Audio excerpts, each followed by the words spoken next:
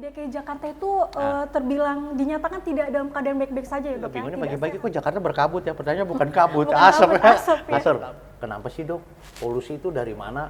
Polusi itu sebabnya banyak. Sering tuh kita dengar ya, ada istilah AQI, AQI, AQI gitu kan. Gejalanya sendiri nih dok, yang biasanya dokter temui nih akhir-akhir ini nih, karena kan lagi happening banget nih untuk yang polusi udara ini. Pencegahan untuk mengurangi polusi. Ini tuh kondisi seperti ini tuh apa sih dok dampaknya bagi kesehatan? Iya. Jadi buat yang Banyak ngerokok, yang buat komplain. yang ngerokok ya, jangan ngerokok di dalam rumah. Keluar aja. Ya, ada ke cara tradisionalnya, ada areng. Yang paling ditakutkan ada penyakit namanya heat stroke. Nah, dehidrasi akan menyebabkan hipovolemi. Assalamualaikum warahmatullahi wabarakatuh. Halo, senang sekali saya Nur Sari Giswa bisa menyapa Sobat PMI dalam talk show kemanusiaan PMI Kota Jakarta Utara. Bagaimana nih kabarnya Sobat PMI? Semoga dalam keadaan sehat-sehat ya semua. Seperti yang sedang ramai diperbincangkan, bahwa udara di ibu kota Jakarta sedang tidak baik-baik saja. Jadi stay healthy ya teman-teman. Oke nih, ngomongin tentang udara di DKI Jakarta yang sedang tidak baik-baik saja. Episode kali ini kita akan ngobrol-ngobrol dan membahas agar tetap sehat di tengah polusi udara di DKI Jakarta. Tentunya bersama narasumber yang sangat berkompeten dalam bidangnya. Oke nih, pasti pada penasaran, siapa sih narasumber kita hari ini? Oke, saya akan spill nih narasumber kita hari ini. Beliau menjabat sebagai wakil direktur di salah satu rumah sakit yang ada di Tangerang. Dan beliau juga menjabat sebagai ketua bidang pelayanan kesehatan sosial dan donor darah di pengurus PMI Kota Jakarta Utara. Oke, mari kita sambut yang terhormat Dr. Ilham Ahmadi SPPD. Selamat malam dokter. Malam Giswa. Gimana nih dok kabarnya? Wah, alhamdulillah baik. Walaupun tadi langsung ya dari rumah sakit datang ke sini karena undangan dari Giswa, saya langsung datang ke sini buat PMI nih. Wah, sebelum terima kasih ya dok ya sudah menyempatkan waktunya untuk berbincang-bincang nih dok soal polusi udara yang ada di DKI Jakarta. Lagi rame ya? Iya, lagi rame dok. Tapi sebelum kita ngobrol-ngobrol lebih dalam lagi, saya mau nanya nih dok. Gelar dokter yang di belakang itu kan SPPD. Mungkin teman-teman PMI banyak yang penasaran nih dok. Sebenarnya arti dari SPPD itu apa sih dok? Kayak gitu. SPPD itu, SP-nya itu spesialis. Spesialis. P-nya penyakit, D-nya dalam. Jadi saya itu seorang spesialis penyakit dalam. Yang kebetulan kerja di salah satu rumah sakit negeri, rumah sakit punya Pemda di Kabupaten Tangerang. Saya sebagai wakil direktur dan di sini diajak sama ketua PMI untuk membantu bersama-sama lah kita di PMI Jakarta Utara ini. Wah, begitulah. Wah, udah spesialis penyakit dalam ya dok ya. Berarti sangat nyambung ya dengan perbincangan kita hari ini ya dok tentang polusi udara nih. Oh iya. Kita mau bahas tuntasnya ya dok ya. Siap Giswa, siap. Oke, mungkin yang pertama nih dok. Belakangan ini kan kualitas di DKI Jakarta itu terbilang dinyatakan tidak dalam keadaan baik-baik saja ya dok ya. Tidak sehat gitu. Dengan AQI US 186 dan polutan utamanya tuh PM 2.5 nih dok. Nah, kalau menurut data yang berkembang belakangan ini, konsentrasi PM 2.5 di Jakarta saat ini tuh 24,7 kalinya nilai panduan kualitas udara tahunan WHO nih dok. Kalau dari sisi medis, ini tuh kondisi seperti ini tuh apa sih dok dampaknya bagi kesehatan? Iya ya. Baik, begini. Kan sering tuh kita dengar ya, ada istilah AQI, AQI, AQI gitu kan. Itu sebenarnya singkatan dari Air Quality Index. Jadi untuk menilai bagaimana sih indeks kita ini, berapa nih nilainya, polutannya berapa dibandingin dengan udara, itulah kita pakai AQA. Nah, PM itu apa? PM itu singkatan dari particulate matter. Artinya ukuran partikel yang kecil. Ya, 2.5 berarti 2,5 mikrometer. Berarti kecil banget ya dok? Kecil banget. Ya, sebenarnya yang terkenal gara-gara itu saja ya. Ada PM10 berarti 10 mikrometer. Nah, 10 mikrometer lebih besar. Dan yang kenapa sih yang ramai 2,5? Karena 2,5 saking kecilnya. Saking kecil itu bisa kehirup ke paru-paru. Berarti tuh kalau untuk masker itu kira-kira berapa lapis nih dok? Mungkin kan kalau zamannya itu cukup satu lapis. Oh, satu lapis. masker yang hijau biasa aja itu udah cukup. Oh, udah cukup ya, Dok. Iya, Kalau nggak perlu zaman berlapis-lapis. kalau COVID kan zaman lainnya. COVID kan kita kayak sampai berlapis-lapis Betul. gitu ya, Dok ya. Karena COVID kecil sekali, 0,00 sekian. Oh, gitu. Iya, nah jadi dengan banyaknya partikel-partikel ini di dalam udara, saking banyaknya makanya kini dibilang polusi udara. Gitu. Kenapa sih kok bisa jadi polusi, terus kenapa takut sama polusi? Gitu kan? Nah, bayangin kalau yang udara kita hirup partikelnya itu hanya oksigen, pasti nggak ada yang bikin batuk. Giswa batuk kan? Iya, kebetulan lagi batuk, Dok. Itu kan batuk. Sekarang banyak orang batuk tapi paru-parunya baik-baik saja. Jadi partikel yang kecil itu masuk ke paru-paru itu seringkali bikin batuk, infeksi kayak alergi. Jadi kasih antibiotik, dikasih apa belum tentu baik. Kok saya batuk nggak hilang-hilang ya? Padahal pencetusnya mungkin gampang. Gara-gara minum es lah, gara-gara kecapean lah, gitu kan? Ya, jadi, nah itulah hebatnya. Polutan itu batuknya nggak cukup seminggu dia. Untuk benar-benar bagus itu lama. Jadi seringkali orang datang ke dokter, wah saya nggak baik-baik, sudah hampir bisa dipastikan itu gara-gara polutan. Artinya cenderung untuk bentuk alergi lah kayak gitu. Ya. Berarti kalau misalnya sembuhnya lebih lama gitu kan, mungkin kalau dulu kan kalau sembuhnya lebih lama tuh agak langsung takut ya, Dok ya, langsung mikirnya tuh kayak, duh kenapa ya paru-paru saya gitu kan. Iya. Berarti kalau sekarang tuh memang udah hal yang wajar gitu ya, Dok ya? Kalau Ya misalnya, sebenarnya sih hampir dibilang wajar ya, karena saya sendiri pun ngalamin gitu. Kalau kita batuk, kalau saya batuk gitu ya, biasanya kalau gara-gara kuman ya saya kasih antibiotik, berapa waktu baik. Sembuh gitu, nggak ada lagi tuh batuk. Sekarang mau kita minum obat apa saja nggak baik, lama gitu, kadang seminggu lebih, 10 hari, 14 hari, ya itulah. Jadi tergantung dari kondisi polutan yang ada di kita. Karena apa? Itu adalah refleks tubuh, respon tubuh apabila ada zat asing di dalam badan kita, pasti akan berusaha untuk mengeluarkan. Nah, karena proses ngeluarinnya itulah yang seringkali, aduh saya batuk sampai berdarah-darah gitu kan. Karena terlalu nafsu batuknya, karena saking gatelnya mungkin ya, Dok. Saking gatelnya gitu, sampai muntah dan segala macam. Dan selain gitu. batuk itu kira-kira ada penyakit lain nggak sih, Dok? Baik, jeleknya, tapi hampir penyebab utama di sekitar paru. Penyebab, maksud saya, dia akan menyebabkan sakitnya itu di sekitar paru-paru saja. Ya, yang punya asma biasanya kan kambuh tuh asmanya. Ya, yang nggak punya asma jadi batuk-batuk biasa. Atau sudah dia kena terhirup polutan itu tadi yang PM 2,5 dan dibarengin dengan kuman. Komplit lah nama jadi penyakitnya ya. pneumonia. Ya, itulah. Ya, pneumonia itu.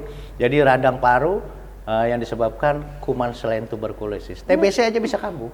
Sering kita dengar waktu zaman COVID ya, Dok ya? Iya, benar. Zaman COVID kemarin kan kita pakai masker. Nah, itu pun hal yang terjadi pada saat sekarang. Dokter, jadi hubungannya apa nih sama COVID? Hubungannya sih nggak ada. Cuma apabila dia terhirup, akhirnya kita batuk, jangan-jangan virus atau kuman yang lain bisa masuk. Oke. Kenapa? Karena pada saat kita batuk, akhirnya membuat luka di dalam. Dengan proses tekanan yang begitu tinggi. Coba, kalau lagi batuk perutnya sakit kan? Iya. Iya, dadanya sakit kan? Sakit. Iya, karena membutuhkan tekanan yang besar untuk mengeluarkan polutan-polutan tadi. Kadang kalau terlalu nafsu juga yang tadi dokter bilang ya, bisa sampai berdarah ya. Nah, itu dia. Jadi, karena ada darah, karena ada yang lain, akhirnya masuklah kuman yang lain ke dalam badan. Nah, gitulah. Berarti kalau untuk gejalanya sendiri nih, Dok, yang biasanya dokter temui nih akhir-akhir ini nih, karena kan lagi happening banget nih untuk yang polusi udara ini. Ya. Kalau di rumah sakit sendiri nih, Dok, kira-kira kebanyakan apa sih, Dok, gejalanya? Gitu, Ya yang kayak dokter. yang Giswa rasain sekarang. Jadi ada pasien datang, banyak nih sekarang pasien datang berobat dengan batuk, pileknya enggak. Batuk aja paling mana, sama sesak nafas. Pas diperiksa ternyata ada yang asmanya kambuh, ada yang TBC-nya kambuh, gara-gara itu. Oh, berarti memicu ya berarti? Pemicu dia dengan yang lainnya. Terus apalagi sih gejalanya yang lain? Karena terbanyak penyebabnya di sekitar paru, otomatis gejala-gejala parunya lah yang dominan. Ya, kalau yang lain misalnya, gara-gara dia punya sakit paru, ternyata dia sudah punya jantung, jadi kambuh dua-duanya. Oke, jadi penyakit Gitu. bawahnya itu ya? Nah, karena ada, pernah dengar istilah kalau ada penyakit dua pada satu orang, apa namanya? Penyakit bawaan. Komorbid. Oh, komorbid zaman COVID ya dok ya, sering banget kita dengar ya dok. Komorbid itu bisa nambah lagi, aktif lagi gitu. Ya, jadi kalau saran saya untuk yang ini sebagian nih ya, saya spill pakai masker lah. Berarti cukup menggunakan masker atau Masker ada biasa aja. tips and trick lain nih dok? Untuk sementara kita pakai masker, yang mudah-mudah ya. Yang kedua, kalau di rumah punya air purifier, pakai. Karena dia fungsinya mengikat polutan-polutan itu. Oke. Berarti udaranya ya berarti? Udaranya. Ada ke cara tradisionalnya, ada areng. Oh pakai areng dok? Bisa, areng gak usah dibakar, apa didiamkan saja, dia nanti akan menyerap. Oke, ilmu Jadi, baru nih ya dok ya, belum iya, banyak yang tahu tuh nih areng tuh masalah bisa areng ya. tuh ya, dari areng. Terus apalagi dok? Penggunaan exhaust. Terus selain exhaust dipakai, sering-sering buka pintu dan jendela buat kotoran-kotoran, Sirkulasi udara betul ya, dok, sirkulasi udaranya. Tapi kalau udara di luar jelek, ya kalau udara di luar jelek, ya Serba jangan salah ya dok dibuka. ya? Jadi serba salah juga ya dok? Betul, kalau di luar udara jelek ya jangan dibuka. Bukanya kapan? Pada saat misal ya, kalau dulu kita ngeliat pagi-pagi itu gunung gede bisa kelihatan di jalanan. Dari Tanjung Priok aja gunung tuh bisa kelihatan. Ya Kalau kan? sekarang? Sekarang kan enggak. Ah, berarti itu lagi pada turun ke bawah. Oke. Gitu. Ya, jadi saking banyaknya tuh polusi. Kurang lebih begitu. Berarti dampaknya banyak banget ya dok ya untuk kesehatan ya, untuk polusi udara ini ya dok? Ya lumayan gitu. Jadi karena polusi udara ini orang yang tadinya sehat biasa-biasa aja, pertama terganggu saluran pernapasannya. Yang kedua, kadang-kadang saking banyak asap, polutan-polutan itu jalanan jadi susah. Iya, yang tadinya enak jadi banyak kabutnya gitu kan. Iya. Kita juga bingungnya pagi-pagi kok Jakarta berkabut ya. Pertanyaannya bukan kabut, Bukan asap, kabut, asap ya. asap tabunan. Gitu. Dan ada nggak sih dok dampak fatalnya gitu dok, kalau yang selama ini dokter temuin di rumah sakit gitu dok? Ya, kalau yang fatal ya ujung-ujungnya adalah misalnya menyebabkan kematian karena ada komorbid. Jadi dia punya penyakit dasar, kena polutan, akhirnya dia batuk, penyakit dasarnya jadi makin kuat. Berarti Ya, hampir jadi sama makin kayak parah. zamannya COVID ya dok? Persis gitu ya. Berarti Nah, juga berbahaya. dan ada juga pertanyaannya yang di pasien di rumah sakit tuh, dokter, kenapa sih dok polusi itu dari mana? Emang dari motor doang? Ya bukan dari motor aja. Polusi itu sebabnya banyak. Nabun di rumah, nabun itu akan menyebabkan polusi. Ya kenapa? Karena dia menghasilkan asap. Yang asapnya itu PM 2,5-nya itu banyak. Ya ada karbon monoksida dan segala macam. Ya tabunan. Industri, pabrik, udah jelas lah ya asapnya aja segede gitu. Pembangkit tenaga listrik, PLTU, tenaga uap, nguapinnya pakai apa? Ikut menyumbangkan juga ya? Iya, nguapinnya kan pakai batu bara, polusi lagi. Ya, terus motor, mobil, tabunan yang tadi yang saya sebutin, belum sampah rumah tangga juga. Jadi semuanya berpengaruh. Dan Jadi banyak ya dok sebenarnya dok ya, bukan hanya kendaraan ya? bukan hanya kendaraan. Tapi selama ini kan yang dipersalahkan selalu kendaraan Aja ya, gitu ya. Padahal banyak ya dok ya yang Banyak menyumbangkan. penyebabnya gitu.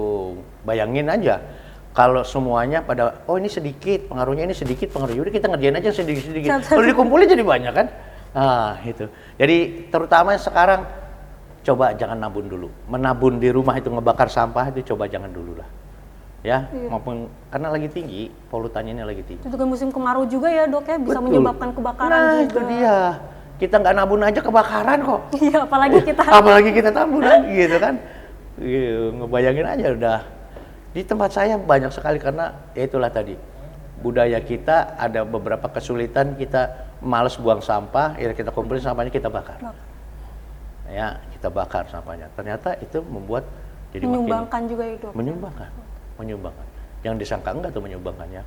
Nah, terus rokok. Nah, ini saya mau sebutin ini rokok. Jadi buat yang ngerokok ya, jangan ngerokok di dalam rumah. Keluar aja ke rumah tetangga kayak gitu. Maksud saya jangan di rumah, jangan di dalam ruangan ini. Kasihan anak-anaknya, istrinya yang nggak ngerokok. Ya kalau mau di luar silakan. Perokok Kenapa? pasif ya dok ya? Iya, perokok pasif ditambah lagi ada polutan dari luar kan. Kemarau juga kumpul lah semuanya. Dan ada hal yang kemarin itu kok kita bisa sampai tinggi sekali nilainya ya. Nah, akhirnya dilakukanlah beberapa pencegahan untuk mengurangi polusi. Pertama, dibuat hujan buatan. Kayak hujannya juga nggak terlalu deras ya dok, ya? Cuma Iya, gerimis doang cuma ya dok? gerimis doang ya, cuma gerimis. Tapi alhamdulillah. Kenapa? Karena pada saat dibuat hujan, salah satunya adalah membentuk angin. Nah, jadi bukan nggak mungkin polusi yang ada di Jakarta kita kirim ke Tangerang gitu kan gara-gara Kasian tetangga angin. ya, Dok, ya? Iya, makanya kasihan juga ya tetangga kita ya yang di Kabupaten Tangerang, yang di Tangsel gitu. Mungkin kebagian lah beliau-beliau Kebagian ini ini kita ya, Dok, ya? Polusinya ya, Dok? Polusi itu jangan-jangan ada yang ke Bekasi gitu kan. Ya akhirnya Jakarta turun tapi yang lain pindah. Kasian yang lain juga ya dok? Kasian yang lain juga. Seperti itu. Gitu. Terus juga kan selain polusi udara nih dok, Ya. kita kan juga sedang mengalami musim kemarau yang diprediksi itu lebih panas dan juga lebih panjang nih dok. Nah untuk dampak kesehatannya sendiri selain batuk dan pilek tuh apalagi sih dok untuk dampaknya? Kalau panas, yang paling ditakutkan ada penyakit namanya heat stroke. Jadi gara-gara panas, langsung kayak orang stroke, pecah pembuluh darah di kepala. Dan itu pernah ada kejadian dok, kebetulan saya juga pernah ada teman ya, kayak gitu tuh langsung fatal ya dok ya akibatnya. Iya, kayak orang stroke, Kayak pecah pembuluh darahnya. bedanya sama hipovolemik tuh apa dok? Hipovolemik itu kan kondisi di mana seolah-olah badan kita itu kekurangan cairan.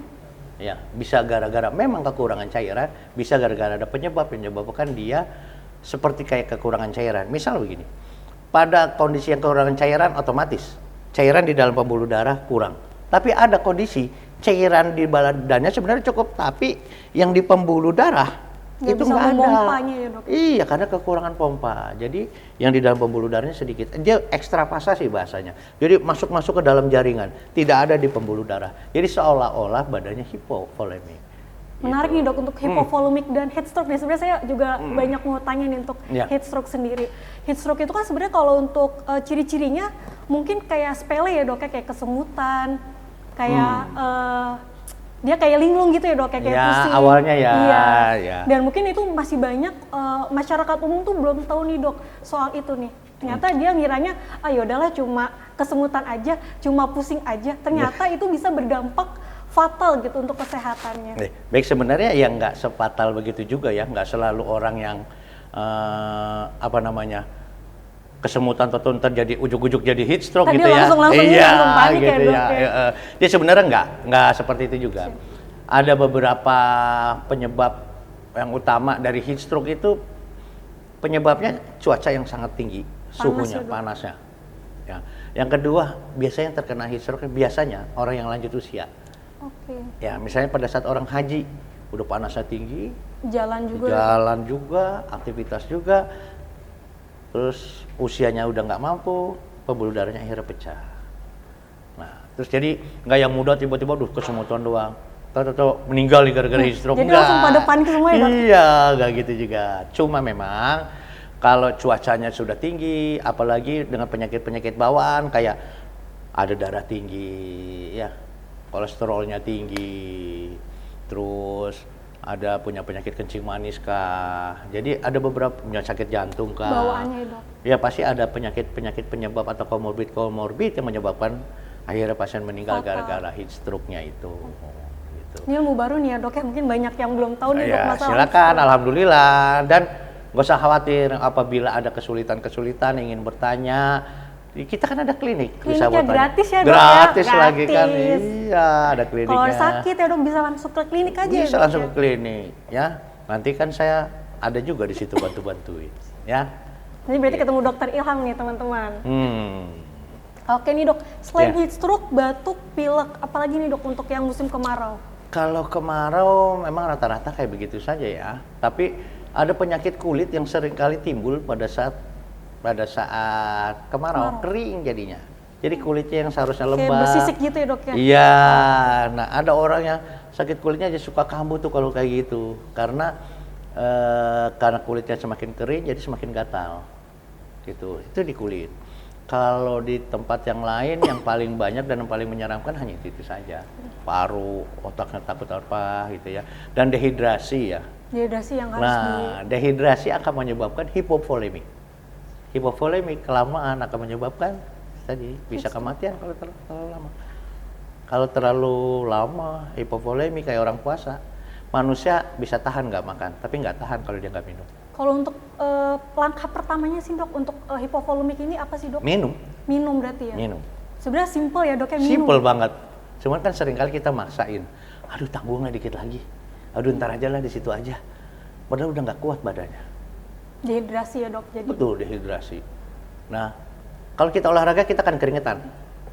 Ya kan? Nah, pada saat dia hipovolemik, keringatnya ada.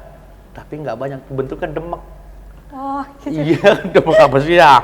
Kayak lengket-lengket gitu. Antara keringetan nggak keringetan iya, ya dok ya? Gitu. Dibilang nggak keringetan tapi ada lembab-lembabnya. Dan kalau diraba nadinya hilang.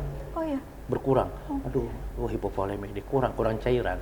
Jadi diminumin saja. Minum aja dok ya berarti? Bangun, minumin. Lagi minum. Tapi kalau dia batuk, jangan langsung diminum, berarti ada yang salah dengan minumnya. Karena proses cara memberikan minum pada pasien-pasien tertentu yang tertidur juga jangan sampai salah. Takutnya nanti malah salah penanganan ya dok? Betul, ya. Jadi untuk sementara apabila ada sesuatu hal yang sifatnya darurat, kerjakan semampunya. Jangan yang nggak mampu tapi dipaksakan, dasarkan atas ilmu yang so tahu. Tahu nih. Ngeliat YouTube? Nah, lihat itu aja, aduh, jangan. Bahkan nanti jadinya fatal ke si pasien. Betul ya. sekali. Nanti datang ke tempat saya sudah nggak bisa diapa-apain lagi misalnya. Jadi salah di penanganan pertamanya Ya, dok ya? gitu. Oke, mungkin terima kasih nih dok sebelumnya. Mungkin yang terakhir nih dok, pesan dari dokter untuk teman-teman PMI agar tetap sehat di tengah polusi udara hari ini dok. Baik, buat teman-teman PMI, jadi saran saya, pertama gunakanlah masker. Nggak usah yang tebel-tebel, nggak usah yang mahal-mahal. Pokoknya gunakan masker kalau keluar. Yang kedua, kurangi berkendaraan dengan menggunakan bahan bakar.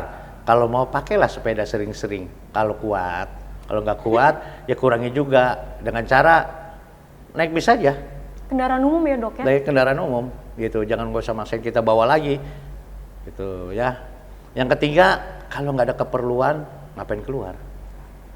Polusi juga ya dok? Polusinya juga, gitu. Yang keempat, jagalah kebersihan rumah terutama, ya. Karena kalau kebersihan rumah, debu itu nanti kita tiduran di bawah, debunya kehirup, nah kan, jadi kena lah kita penyakit. Yang keempat, kebersihan diri itu, yang kelima ya, kebersihan diri itu nggak cuma yang di rumah, kebersihan diri juga kayak mandi, ya. Malas ke sana lagi. Libur nih dok, biasanya libur, malas mandi ya. Padahal pada saat kita mandi, keringat yang bekas ke malam itu tidak menjadi kuman, nggak jadi tumbuh kuman. Gitu karena loh. dibersihin ya dok? Karena dibersihin dengan sabun, kumannya bersih. Gitu. Dan jadi dengan adanya polusi yang cukup besar di Jakarta, mudah-mudahan semuanya kita sadar kalau tadi jangan membakar sampah di rumah, ya. Jangan keluar kalau nggak perlu. Jangan lupa kebersihan diri. Mandi ya dok ya? Mandi, kebersihan lingkungan. Dan kalau ada sesuatu, jangan merasa bisa ya, kontrol saja ke dokter. Bila perlu konsultasikan. Ke ahlinya ya dok ya? Ke ahlinya. Misal, dokter saya mau pakai pasang air purifier, boleh gak? Nanti kan ada hitung-hitungannya. Iya. Ruangannya berapa ukurannya? Berarti nggak asal masang nggak aja asal ya dok masang ya? aja, Oke. gitu. Jadi intinya di PMI ini kita bisa melakukan perbaikan-perbaikan dan pembaharuan tentang tingkah laku kita sendiri.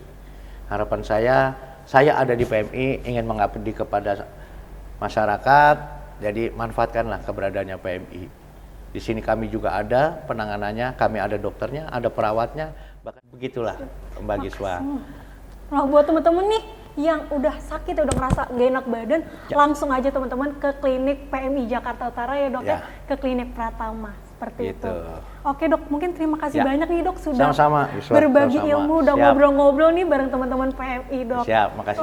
Salam kemanusiaan dan terus kobarkan kebaikan. Wassalamualaikum warahmatullahi wabarakatuh. Waalaikumsalam warahmatullahi wabarakatuh.